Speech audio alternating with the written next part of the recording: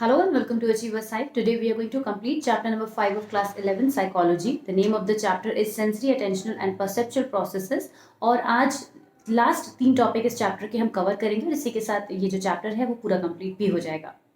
तो सबसे पहले मैं आपको ये बता दूं कि अगर आपने बाकी के पुराने वीडियोस नहीं देखे हैं जो भी इस चैप्टर से रिलेटेड हैं तो you can watch all of them through the playlist and the link I'm providing you in the description box and also in the comment section.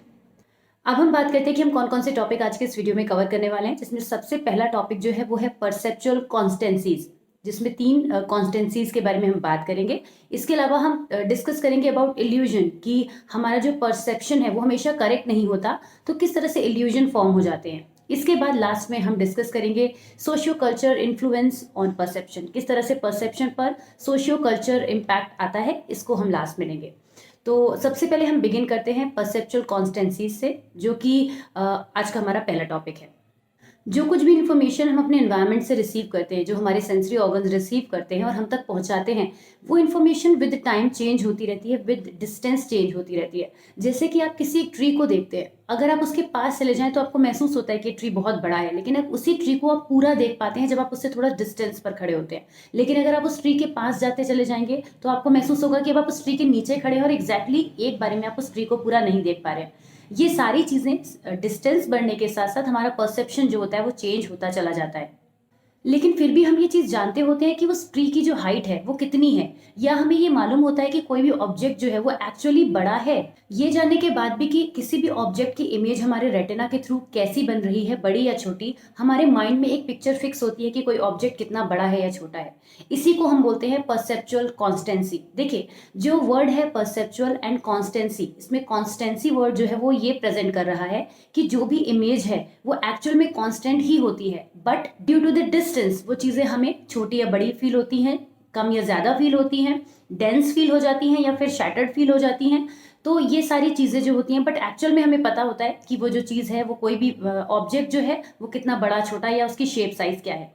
तो यहाँ पर हम 3 कॉन्स्टेंसीज के बारे में बात करेंगे, जिसमें सबसे पहले हम बात करेंगे size constancy, then shape constancy and the last is brightness constancy. तीनों को एक साथ समझने की कोशिश करते हैं। हम इसको एक एग्जाम्पल से समझने की कोशिश करते हैं। एक्चुअली आपका कोई फ्रेंड जिसके बारे में आपको पता है कि उनकी हाइट कितनी है, अगर वो आपके पास खड़े हैं, राइट, और अगर वो आपसे दूर खड़े हैं, तो जब वो आपके पास खड़े हैं तब भी उनकी हाइट उतनी ही है, जब वो आपसे दूर जा रहे हैं तो भी उनकी हाइट उतनी ही है। लेकिन दूर से उस पर्सन को या किसी ऑब्जेक्ट को भी हम जब देखते हैं तो वो हमें छोटा फील होता है। This is due to the biological reason कि कोई किसी भी ऑब्जेक्ट की जो इमेज है वो हमारे रेटिना पर पड़ती है। जब हमसे वो दूर होता है ऑब्जेक्ट, तो वो इमेज की वजह से हमें वो चीज़ दूर दिखाई देती है या छोटी दिखाई देती है, और जब वो पास होती है वही ऑब्जेक्ट तो हमें बड़ा दिखाई देता है रेटिना पर इमेज बनने की वजह से। लेकिन एक्चुअल में हमारे माइंड को ये चीज़ मालूम होती है, अगर साइकोलॉजिकल वे में देखें, हमारे माइंड को ये चीज़ मालूम होती है कि वो ऑब्जेक्ट जो है वो छोटा नहीं है, वो केवल हमें डिस्टेंस से छोटा नजर आ रहा है। तो कोई भी ऑब्जेक्ट जिसका जो साइज होता है वो बदलता नहीं है, और उसके साइज के कांस्टेंट रहने को ही हम कहते हैं साइज कांस्टेंसी। बिल्कुल इसी तरीके से अगर हम एक प्लेट का एग्जांपल लें, जो प्लेट है अगर आप उसको ऊपर से देखेंगे तो वो सर्कुलर होगी, जब आप उसको उसके ठीक सामने से देखेंगे तो वो आपको सर्कुलर नहीं दिखाई देगी, बल्कि एक कर्व टाइप लाइन दिखाई देगी। लेकिन क्या वो प्लेट एक कर्व टाइप लाइन बन जाती है? ऐसा तो नहीं होता, प्लेट तो सर्कुलर ही रहती है। तो हमें ये बात पता है कि प्लेट तो सर्कुलर ही रहती है। हमारा ये कहना कि प्लेट तो सर्कुलर ही रहती है इस बात को प्रेजेंट कर रहा है कि हमें पता है कि हम उससे किसी भी एंगल से क्यों ना देखें, लेकिन प्लेट जो है वो सर्कुलर ही है।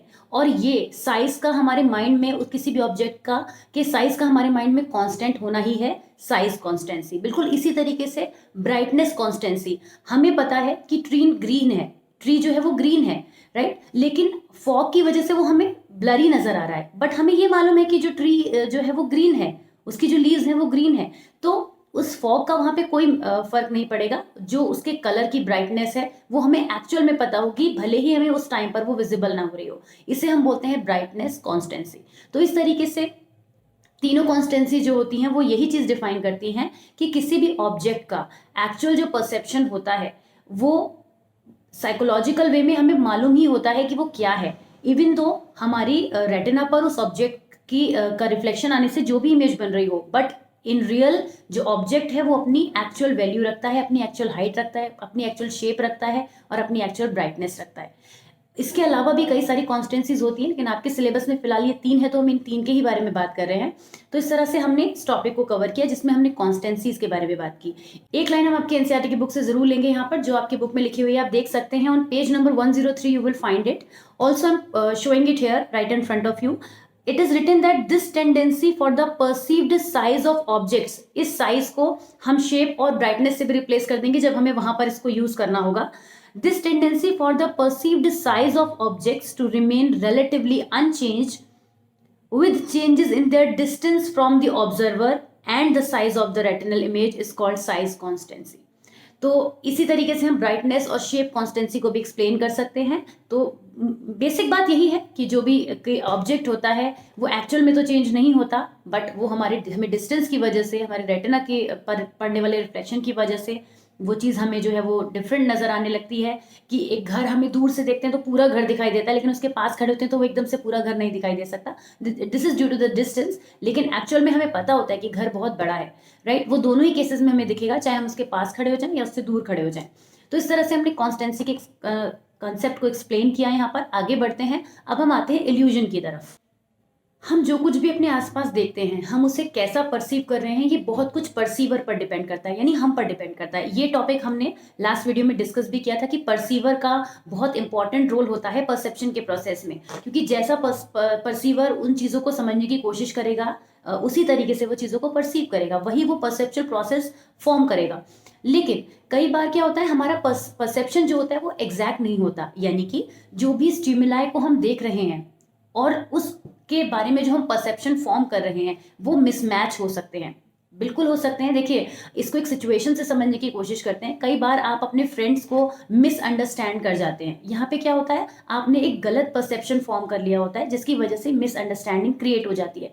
तो एक्चुअल सिचुएशन क्या होती है और आपने क्या सोचा, इनके बीच का जो डिफरेंस है यही तो अंडरस्टैंडिंग में प्रॉब्लम ला रहा है, यही तो कंफ्यूजन क्रिएट कर रहा है। यही प्रोसेस कहलाता है इल्यूजन। इल्यूजन को सिंपलेस्ट वर्ड में मैं आपको समझाने की कोशिश कर रही हूँ कि इल्यूजन क्या है। जब हम एक फिजिकल स्टिमुलाई या किसी सिचुएशन या वट एवर दैट इज, और हमारा जो परसेप्शन है, जब उनके बीच में मिसमैच हो जाता है तो वहां से जो चीज क्रिएट होती है, वहां से जो थॉट क्रिएट होता है, उसी को हम बोलते हैं इल्यूजन। इल्यूजन्स जो होते हैं वो बेसिकली 2 टाइप्स के होते हैं, एक यूनिवर्सल इल्यूजन और एक हो गए पर्सनल इल्यूजन। पर्सनल इल्यूजन तो वही हो गए जो हमें फील हो रहे हैं, जो पर्सन के कैरेक्टरिस्टिक की वजह से क्रिएट हो रहे हैं। मीन्स अगर मैंने ये मान लिया है कि कोई पर्टिकुलर डिश है वो टेस्टी नहीं होती है, तो अब अगर मैं उसको लेकर कोई भी मैस क्रिएट कर रही हूँ तो वो मेरे एंड से स्टार्ट होने वाला इल्यूजन हो जाएगा और इसीलिए वो कहलाएगा पर्सनल इल्यूजन। बट कुछ इल्यूजन जो होते हैं वो यूनिवर्सल होते हैं। जैसे अगर हम रेलवे ट्रैक का एग्जाम्पल लें तो उससे अच्छा एग्जाम्पल क्या हो सकता है। देखिए, हम रेलवे ट्रैक को जब भी देखते हैं तो हमें कैसा महसूस होता है, हमें ऐसा महसूस होता है कि रेलवे ट्रैक आगे जाके जो दोनों पटरियां हैं वो मिल रही हैं, बट ऐसा होता नहीं है। हमें भी पता है ऐसा होता तो नहीं है, लेकिन हम सबको ही ये चीज लगती है। तो जो कुछ ऐसे इल्यूजन्स जो इस तरह से होते हैं कि वो सभी को लगते हैं, मतलब यूनिवर्सल का मतलब आप सभी ऑलरेडी जानते हैं कि यूनिवर्सल में क्या होता है कि कोई भी चीज ऑल ओवर एक्सेप्टेड होती है। तो ऐसे इल्यूजन्स जो होते हैं वो यूनिवर्सल इल्यूजन्स कहलाते हैं। हम पर्सनल इल्यूजन्स को तो कैटेगराइज कर नहीं सकते क्योंकि पर्सनल तो पर्सन टू पर्सन वेरी करेंगे, लेकिन हम यूनिवर्सल इल्यूजन्स को जरूर कैटेगराइज कर सकते हैं और उसमें से कुछ आपकी बुक्स में दिए भी हैं। तो उस जो आपकी बुक में दिया हुआ है उनके बारे में हम डिस्कस करते हैं, जिसमें सबसे पहले हम बात करेंगे ज्योमेट्रिकल इल्यूजन की। I show you the picture right on your screen and then I try to make you explain. आपकी स्क्रीन पर म्यूलर लायर इल्यूजन की एक पिक्चर दी हुई है। ये आप पिक्चर ए और बी देख रहे हैं जिसमें सिर्फ एरो का डिफरेंस है और इमेजेस जो है वो हमें छोटी बड़ी नजर आ रही हैं। अगर हम ध्यान से देखें तो हम ए को शॉर्टर समझ रहे हैं और बी हमें बड़ी लग रही है। अगर आप ध्यान से देखेंगे तो आपको ऐसा लगेगा, and this is just an illusion. ऐसा है नहीं, हमें पता है कि ए और बी लाइन जो है इक्वल हैं, बट ये जो एरो है ये यहाँ पर इल्यूजन क्रिएट कर रहे हैं, राइट। तो ऐसा जो इल्यूजन होता है वो हर पर्सन जो है वो फील करता है। This is called geometrical illusion, जो शेप्स की वजह से क्रिएट होता है। और इस ज्योमेट्रिकल इल्यूजन का एक और एग्जाम्पल भी हमारे पास है। दूसरी पिक्चर अभी मैं आपको दिखाती हूँ, that is vertical horizontal illusion. यहाँ पर जो 2 लाइंस हैं एक दूसरे के ऊपर फॉल हो रही है 90 डिग्री पर, लेकिन दोनों में से कोई भी लाइन छोटी बड़ी नहीं है, बट जो लाइन डिवाइड हो रही है वो लाइन हमें छोटी महसूस हो रही है क्योंकि वो 2 पार्ट्स में डिवाइड हो रही है। और जो हमारी स्ट्रेट लाइन है सिंगल, वो हमें बड़ी लग रही है जबकि दोनों ही लाइंस इक्वल है। तो यहाँ पर क्या होता है, वर्टिकल हॉरिजॉन्टल इल्यूजन क्रिएट होता है। ये लाइंस की वजह से क्रिएट होता है, जहाँ पे वर्टिकली और हॉरिजॉन्टली लाइंस एक दूसरे को इंटरसेक्ट कर रही होती हैं। तो इन दोनों पिक्चर्स के थ्रू आपने देखा कि किस तरह से ज्योमेट्रिकल इल्यूजन क्रिएट होते हैं। ज्योमेट्रिकल इल्यूजन में basically lines, pictures, geometrical shapes जो होती हैं उनकी वजह से इल्यूजन क्रिएट होता है। अब हम आगे बात करते हैं एपरेंट मूवमेंट इल्यूजन की। This is one of a very interesting illusion, जिसको हम 5 फिनोमेना भी कहते हैं। ये एक ऐसा इल्यूजन होता है जिसमें जब हमें कोई पिक्चर नजर आती है, दैट पिक्चर और उसके जस्ट बाद आने वाली पिक्चर फ्लिकरिंग फॉर्म में नजर आती है। जैसे कि इसका सबसे अच्छा एग्जाम्पल है दीपावली पे जब हम लोग लाइट्स देखते हैं, कोई भी लाइट हो सकती है, not just only on Deepawali. हम जो हमारी लाइट्स होती हैं मोस्टली हम दीपावली पे यूज करते हैं, इसलिए मैं यहाँ पे उसका जिक्र कर रही हूँ। तो लाइट्स जो होती है ना वो फ्लिकर करती हैं, 1 2 3 4, कोई भी 4 कलर्स होते हैं, 5 कलर्स होते हैं, वो ऑल्टरनेटिवली चलते हैं। तो हमारा माइंड भी उसके साथ साथ चलता है कि if blue is running then blue के बाद रेड, रेड के बाद ग्रीन, ग्रीन के बाद येलो। ये क्या होता है, वन आफ्टर अनदर, एक दूसरे के बाद वो कलर्स आते चले जाते हैं। तो हमें ऐसा लगता है कि वो एक के बाद एक के बाद एक के बाद आ रहे हैं। उनकी जो फ्लिकरिंग होती है वो चीज हम यहाँ पर जो इल्यूजन क्रिएट करती है, दैट इज कॉल्ड 5 फिनोमेना, या उसको हम एपरेंट मूवमेंट इल्यूजन भी बोलते हैं। सी एपरेंट मूवमेंट पे अगर वर्ड पर हम ध्यान दें, वर्ड पर मैं हमेशा आपको फोकस करने के लिए कहती हूँ क्योंकि वर्ड से काफी सारे मीनिंग्स निकल आते हैं। तो अगर हम एपरेंट मूवमेंट पे ध्यान दें तो जो एपरेंट मूवमेंट का मतलब ही यही हुआ कि जब मोशन की बात चल रही है, जहां पर मोशन में हम इल्यूजन क्रिएट हो रहा है। ज्योमेट्रिकल इल्यूजन में तो चीजें कांस्टेंट हैं, लेकिन जब मोशन में इल्यूजन क्रिएट होता है, और मोशन में हम लाइट का एग्जाम्पल ले सकते हैं, या फिर हम स्क्रीन पर चलने वाली पिक्चर्स का एग्जाम्पल ले सकते हैं, एक के बाद एक के बाद एक स्लाइड्स आती हैं। तो यहाँ पर जो इल्यूजन क्रिएट होता है ये कहलाता है एपरेंट मूवमेंट इल्यूजन। जब हम इल्यूजन को एक्सपीरियंस करते हैं तो उससे एक चीज निकल कर आती है कि हम हमेशा सही एक्सपीरियंस नहीं करते, हमारा परसेप्शन हमेशा 100% करेक्ट नहीं होता। हो सकता है इन सर्टेन सिचुएशंस, लेकिन हमेशा ही सही होता है ऐसा भी हम नहीं कह सकते। तो ये इल्यूजन्स जो होते हैं वो परसेप्शन पर एक डाउट वाली कंडीशन ले आते हैं, क्वेश्चन मार्क लगा देते हैं कि जो कुछ भी हमने परसीव किया है वो ठीक है या नहीं है। तो illusion are basically kind of condition, situation जिनकी वजह से हमारे परसेप्शन जो है उसमें हमें डाउटफुल कंडीशंस क्रिएट हो जाती हैं। तो इस तरह से हम इल्यूजन को समझ सकते हैं। नेक्स्ट हम बात करते हैं socio culture impact, socio cultural influence on this perception. इसको समझने की कोशिश करते हैं कि ये क्या है। सी अभी आपने म्यूलर लायर और ज्योमेट्रिकल शेप्स में और वर्टिकल हॉरिजॉन्टल इल्यूजन्स को डिस्कस किया, अभी हम लोगों ने चीजें पढ़ी। तो कुछ साइकोलॉजिस्ट ने 2 डिफरेंट कम्युनिटी में इन इल्यूजन्स को एडमिनिस्टर किया, और इल्यूजन्स से उन्होंने रिजल्ट्स फिगर आउट करने की कोशिश करे कि लोगों के जो परसेप्शन थे वो क्या निकल कर आए। उन्होंने देखा कि जो लोगों के परसेप्शन थे वो बहुत डिफरेंट आए। ऑब्वियसली परसेप्शन वैसे भी डिफरेंट ही आते हैं क्योंकि लोग इंडिविजुअल डिफरेंसेस की वजह से वेरी करते हैं, और नॉट जस्ट इल्यूजन, हमेशा परसेप्शन फॉर्म करने में परसीवर का अपना एक बहुत इंपॉर्टेंट रोल होता है। तो वो पार्ट तो हमेशा ही चलता है, उसकी वजह से डिफरेंसेस तो आने ही आने हैं। अब जब डिफरेंट परसेप्शंस आए तो साइकोलॉजिस्ट ने ये चीज ऑब्जर्व करी कि जो परसेप्शन का प्रोसेस होता है वो बहुत वेरी करता है, वो बहुत डिफरेंट होता है due to the different cultural settings. क्योंकि साइकोलॉजिस्ट ने उसमें कल्चरल सेटिंग्स पर फोकस किया कि कल्चरल इम्पैक्ट किस तरह से आ रहा है। देखिए, जब हम किसी भी चीज को ऑब्जर्व करने की कोशिश करते हैं तो कुछ ना कुछ हमारा प्राइमरी मोटिव हो जाता है। जैसे अगर आप किसी पर्सन के बारे में जानना चाहते हैं तो आप किसी एक चीज पे फोकस करेंगे कि उसका नेचर क्या है, तो आप उस नेचर पर ही फोकस करते हुए चीजों को ऑब्जर्व करेंगे, राइट।